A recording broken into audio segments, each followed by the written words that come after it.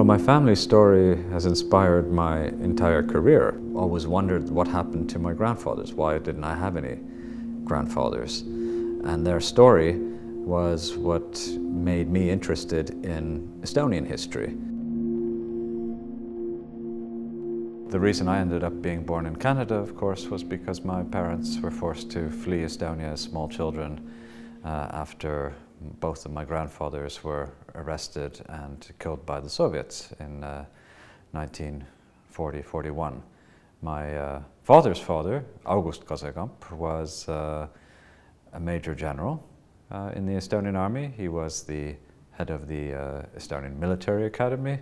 So he was actually a school teacher before he was drafted into the Tsarist army in the First World War.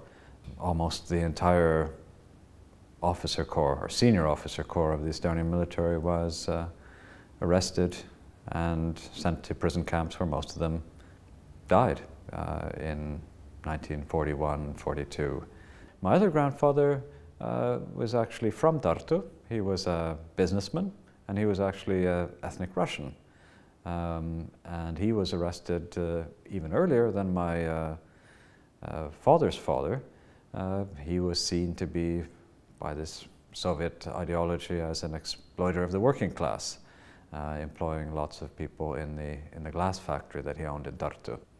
At the end of the German occupation, as the Germans were evacuating, then both of my grandmothers took their young children and fled. My father's side, they tried to get a fishing boat to Sweden.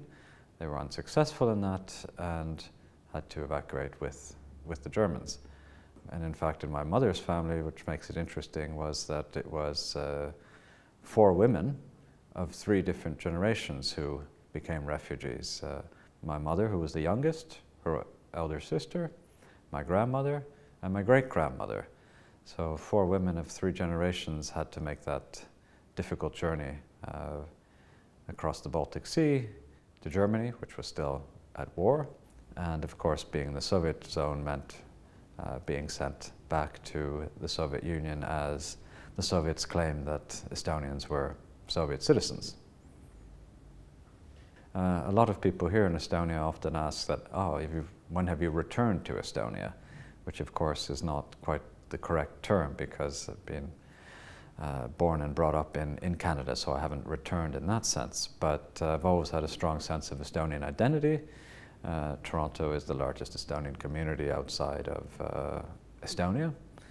There was the Toronto Estonian School, which was a Sunday school once a week, and there were Estonian Boy Scouts and Estonian folk dancing and things like that. Every person wants to be rooted in something, to have a knowledge of being part of something bigger. People search for identity. Some people look for, say, religion. Some people have it in a nationality. But of course, this identity also brings some responsibility, and perhaps it lessens the other opportunities. And being an Estonian actually takes time and effort. It's like a job that you go to. You only have so many free evenings in a week to pursue extracurricular activities outside of school. So you go voluntarily to Estonian school or Estonian Boy Scouts or Estonian choir. So you have these priorities. But Toronto is a great place to grow up because it is a very multi-ethnic city, and Canada has always promoted diversity.